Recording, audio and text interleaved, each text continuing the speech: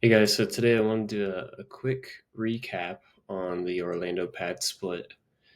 A lot of moving pieces. Overall, it's definitely doing well. You could see we started it, the 8-bed 4-bath pad split in Orlando at the end of April. It went live.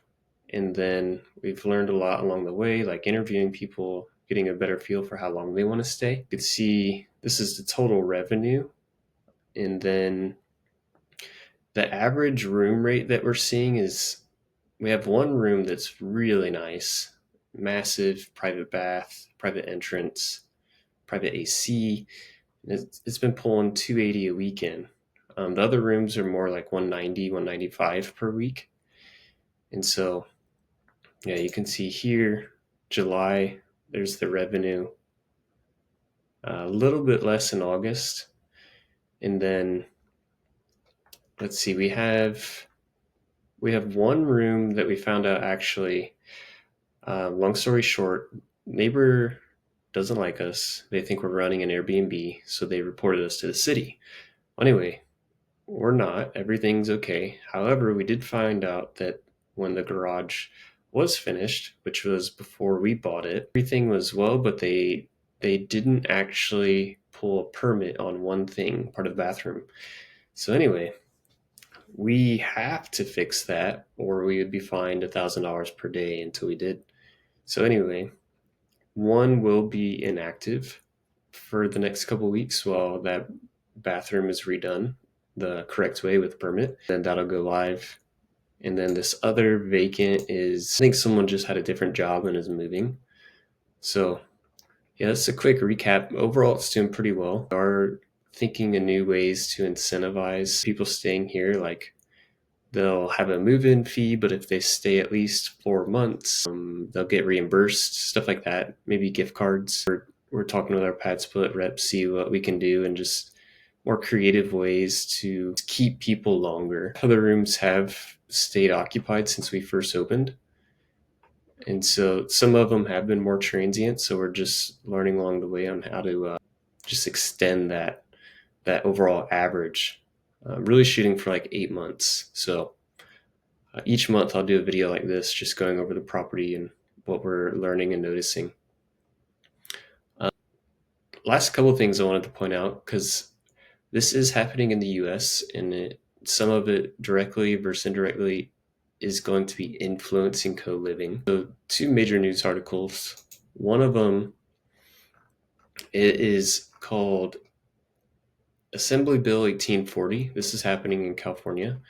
The short version is even illegal immigrants, they can get housing assistance to purchase a house. So this is definitely a lot of concern because evidently, depending on the source you're looking at, California is like the easiest state out of all the states in the US for an illegal immigrant to make their way into the US. Looks like we have a couple weeks until we find out if it officially passes or not. But what can be kind of frustrating about this, though, is as a US citizen, I mean, I don't live in California, so this doesn't directly influence me. However, I can't even use this bill because my parents have owned a house in the US before.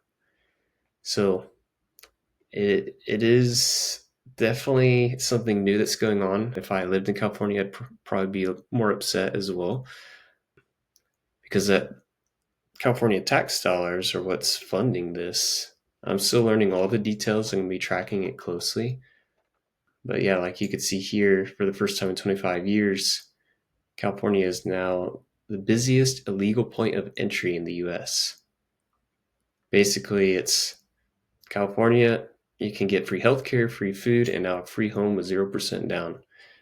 So this is definitely important to pay attention to because if it starts happening in one state, they could start bleeding over into other states as well. And so the other important thing I'm watching closely is this is also in California, but luxury high rise homeless shelter. These come fully furnished. They're really nice condos and they cost 600,000 each. Some of them, I think most are studios. Some are one bedroom. And so it's like the obvious question is, okay, where is all that money coming from? And so it's like, what is the incentive to go out, work, progress as a person, a human? And so, I mean, there's a lot in the condo, like gym, art room, music room, library. So it's like, where's the balance point for, okay, you want to be a good human and help people when they need it, of course. Also, it's like, how does it incentivize people to, know, take care of themselves, essentially? So it looks like multiple towers are going to be opening. A lot of money involved on creating this.